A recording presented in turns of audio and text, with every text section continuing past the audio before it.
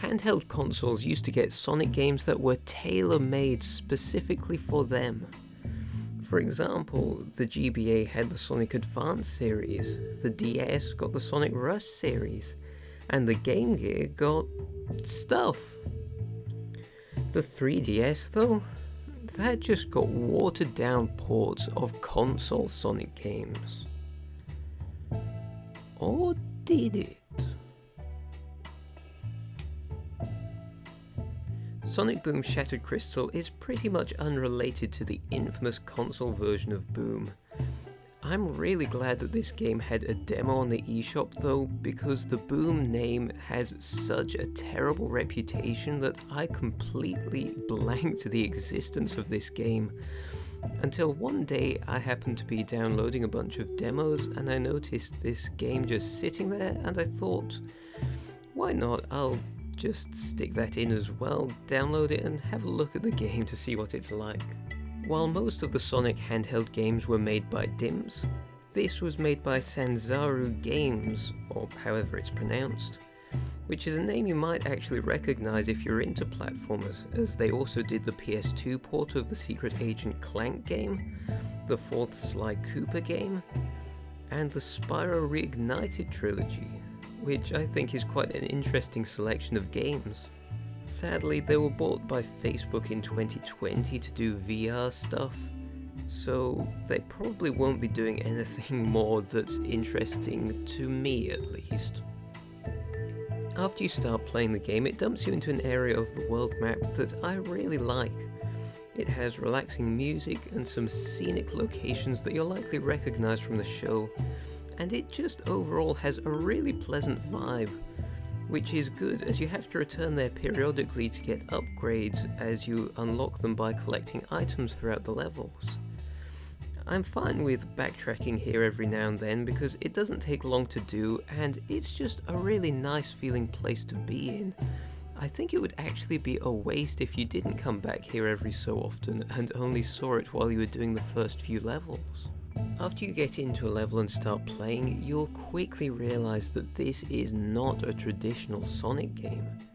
You can boost, but you lose momentum as soon as you jump, and it doesn't give you the freedom of movement that you're used to in a 2D platformer. It feels rigid, almost like there's a set button combination that you're supposed to be following.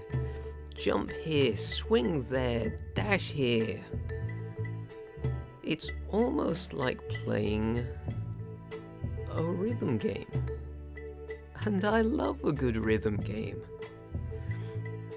Obviously, it's not exactly the same as a rhythm game, you're not doing all of this to music, and it does open up a little bit more as you go on, and start to realize that you do actually keep some of your momentum in your jumps, even though it doesn't feel like it at first.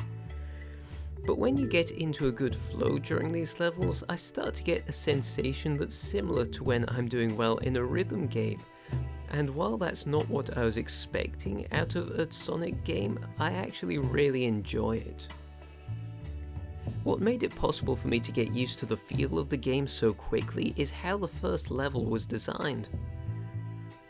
It gives you room to play around with the game's physics, and then it starts to gradually introduce the various mechanics that you'll be using throughout the game, such as the air dash, the homing attack, the grapple move, and then it starts to allow you to string them all together into a nice flowing level. I did notice that it occasionally feels like it misses one of your inputs, especially when you're trying to get Sonic to do an air dash. But there's so little penalty for failure in this game that I couldn't really get mad at it when this did happen. In contrast to what I remember of the DIMS games I've played, I might have to give them another try sometime. Shattered Crystal really understands the importance of having a good flow to its level design. The hazards and things you interact with are all placed carefully so it's possible for you to have a smooth run through the level even on your first playthrough, if you can react quickly enough. And there weren't often moments where I had a hard time just because something was in a place that felt unnatural to me, or because I wasn't given a fair amount of time to respond to a hazard. The only regular feature that really felt out of place to me were enemies that have shields on them, which you have to pull off before you can destroy the enemy. Unlike some of the gimmicks that slow you down in this game, these ones are really clumsily placed and break up the flow of the level very unnaturally. It could have at least been interesting to learn how to avoid their attacks while you're trying to remove their shields, but the attacks are either ridiculously easy to dodge or ridiculously hard to dodge. And after they hit you, they give you such a wide window to hit them back that you don't have to learn any of the patterns or anything. It feels absolutely pointless to have them in the game. They aren't super frequent though, so it's easy enough to overlook this as being a small little gripe. The environments in the game are based on the Sonic Boom TV series rather than on the classic games. So instead of green hills, we get jungles. It does include a volcano zone, but I was glad to see that unlike Mario games, this wasn't the final zone. Lava-themed levels always seem so dull and boring looking to me, so it's always disappointing when a game ends on such a visually bleak note. Shattered Crystal, though, ends with a cloud fortress, which I think looks way cooler. There are some cutscenes that are fully animated and voice acted, most of them though are just written dialogue with minimal animation. A lot of the dialogue felt pretty mediocre to me. It's not written as well as it is in the TV series, but there were still some jokes that landed pretty well, and even Knuckles got a good laugh out of me, despite how generic his character is in the Boom series. Hey, he's coming around. Should we knock him out again? I like the animations in this game. They vary a little from character to character, and they feel well done and fitting. The voice clips are good too. I assume it's all done by the same cast as the TV show. It would be a little bit odd if it wasn't. Also, is it just me who finds this loading screen of Sonic running along absolutely adorable looking? You get a pretty cool animation when you return to the map after beating a level too. Another thing that makes Shattered Crystal different from regular 2D platformers is the level structure that it uses. The levels aren't just a simple point A to point B, and it isn't very hard just getting through them. Rather, it's more like in Sonic CD, where the main challenge is exploring to find a number of items that are hidden throughout the area. At first, I had mixed feelings about this. There is a map, but it isn't great. Items don't show up on it until you're close to them, but there's no real indication of whether or not you've been somewhere yet. Have I already been there and collected all of the stuff so that it isn't showing up? Or have I never even been close enough to it to load it onto the map in the first place? There's no way to tell. For an example of a good map, just take a look at Blaster Master Zero. It not only shows you important locations, but it's also coloured to show whether or not you've actually been there yet.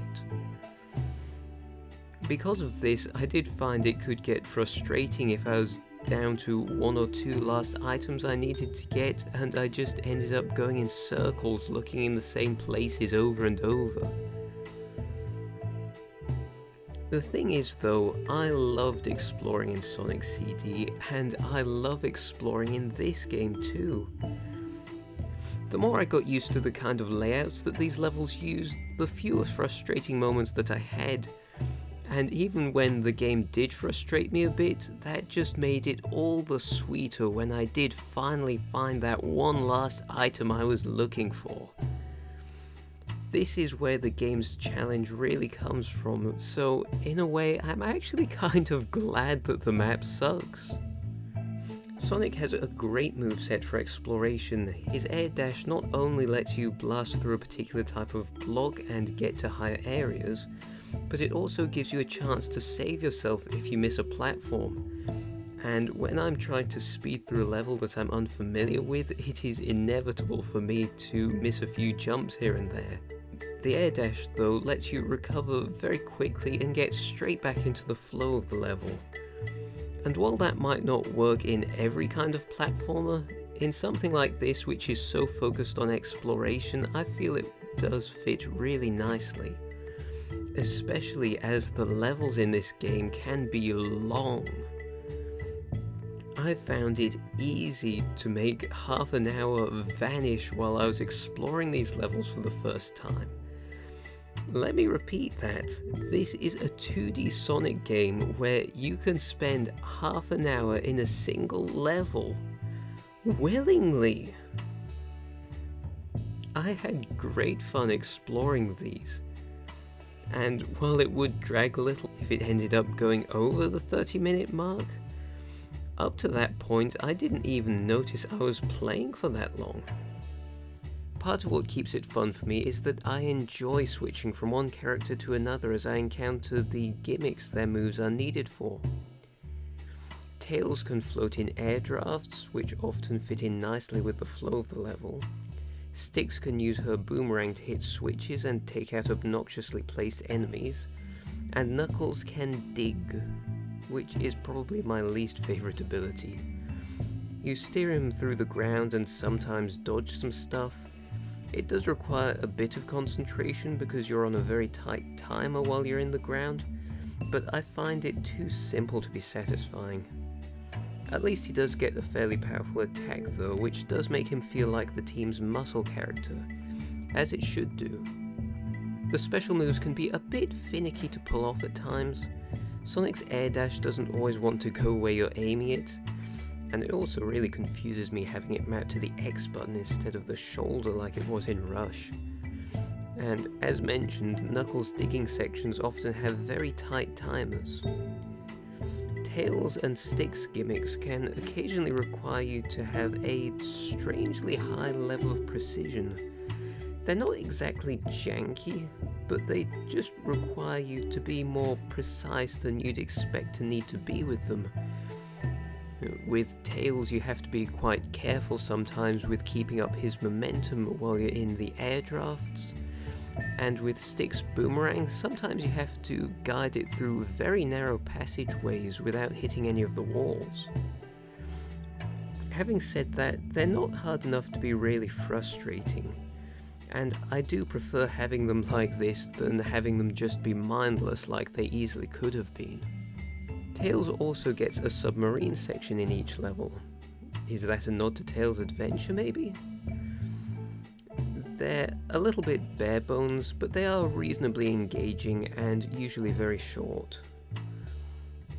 I'm not exactly glad that they're in the game, but there's also no real reason to complain about them. I guess the sub-hitbox does feel slightly big, and it fires missiles a little bit too slowly for my liking, but overall it does control well, and it adds a little bit of variety to these long levels that are otherwise just platforming. They do get a little bit challenging towards the end. It's not at all unfair, but I do feel that something that is so unrelated to the main gameplay should probably be quick and easy for the sake of the people who just want to get back to the main game, particularly as it doesn't feel super high quality or anything. All of the characters feel like themselves and have the kind of strengths that you'd expect them to have. Sonic is good for speed and exploration, Tails for flight, Knuckles for muscle, and Styx for her boomerang. They feel pretty well thought out and balanced. Amy isn't playable, she has to be rescued in this game. I imagine they weren't sure how to squeeze in more than 4 playable characters at the same time, which is understandable, even 4 is a lot. Being able to switch between so many characters is definitely a highlight for me. I know Sonic Superstars has been better with this, but for the most part I feel like Sega gave up on multiple playable characters after 06. So having 4 characters integrated into the gameplay feels really refreshing. And it seems very fitting for a Sonic game since the series has so many characters that its fanbase absolutely adores. I'm especially glad to have Styx in a decent Sonic game. She's actually one of my favourite characters from the series. Watching the show, I love how over the top and paranoid and messy she is. I hope Jax does a figure of her at some point. I certainly don't want to get one of those cursed knockoff figures you can find of her online. As well as having a fair bit of character variety, there's also some variety in the types of levels that you play. As well as full exploration-based levels, there are also some auto-runner levels and race levels. They're fairly short and fairly easy. Neither of them would hold up as a game on their own, but they're okay as an occasional palate cleanser. I particularly like boosting as much as possible through the auto-runner levels to try and get the load time on my first try. It can be a little bit tense speeding through a level that you're not familiar with. Like with the submarine levels, they do get mildly difficult towards the end, which is fine, but they're not really what I want to be spending my time on. They're not a big issue though, and in fact I kind of enjoyed them a little bit. I keep trying to look for issues with the game to understand why it has such negative reviews. On Metacritic it has a user score of 6.1 and a professional score of 47, which is insane to me. I mean, what do you guys think? Am I crazy for liking this game? Does it look like a 5 out of 10 game to you? I know there are quite a few mediocre elements to it, but I found the exploration that makes up the meat of the gameplay really fun to do. I can't help wondering if the reviewers just went in expecting a classic 2D Sonic game, and weren't willing to even consider the possibility that a different approach might also be fun. I mean, it's fine to dislike a game for not being what you were hoping it would be, but it's not fair to say that it's actually bad just because it's not what you wanted. Seeing its score makes me wonder if the main Sonic Boom game is actually as terrible as everyone says it is. One complaint that you could make is that Shattered Crystal is a bit on the short side, even considering all of the exploring that you do. I got 80% completion, which involved finding all of the major collectibles and beating the final boss.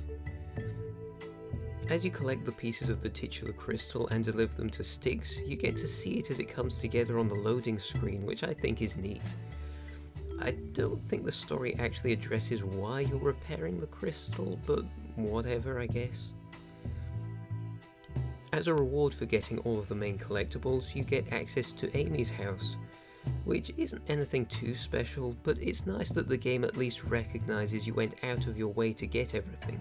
I won't show you what's in there in case you want to unlock it for yourself.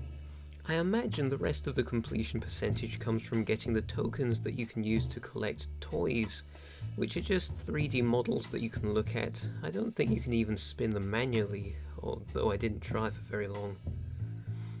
There's a bunch of different ways to get these tokens, but I couldn't be bothered with them since they're not really very interesting to me. Anyway, getting all of the major collectibles took me just under 12 hours, and because it was fairly easy to do, it actually felt like even less than that. In contrast, Rayman Origins, another platform where I got a lot of the collectibles, took me almost 30 hours to beat. As someone with plenty of games to play, I'm fine with the game being short, but a kid with only a few games might feel slightly disappointed by it. But keeping the game's scope small and making what it does have fun is much better than trying to go big without having the needed budget to do so, so I do still appreciate Shattered Crystal's approach to this. Unusually, the only boss in Shattered Crystal is the one at the very end of the game.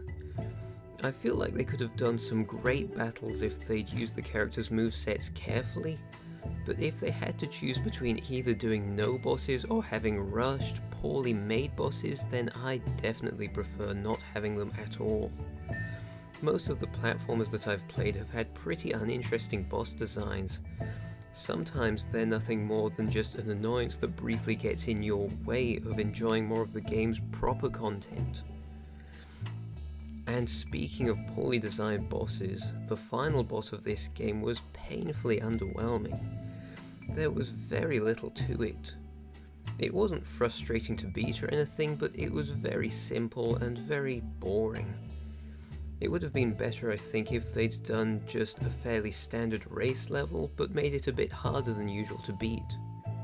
Overall, I think in some ways this game is very similar to the TV show that it's based on. If you're coming in expecting classic Sonic, then give it a miss because it won't meet your expectations. but if you just feel like enjoying something that's light and cheerful, then I'd say it's worth giving it a chance. Thank you so much for watching all the way through this video, and I hope you enjoyed this review. I'm glad to say that this game actually got a sequel, which is also on the 3DS. Will I review it too? I think I will, yes. I've actually already beaten it, so I'm looking forward to sharing my thoughts with you. It might not be in my very next video though, because there's a racing game that I want to go over as well soon. I know racing games don't always do too well on YouTube, but they do mean a lot to me, so I'll probably review one here and there, and I hope some of you guys will find them interesting. Either way, as ever, don't forget to dislike and unsubscribe, and don't you dare leave a comment down below you are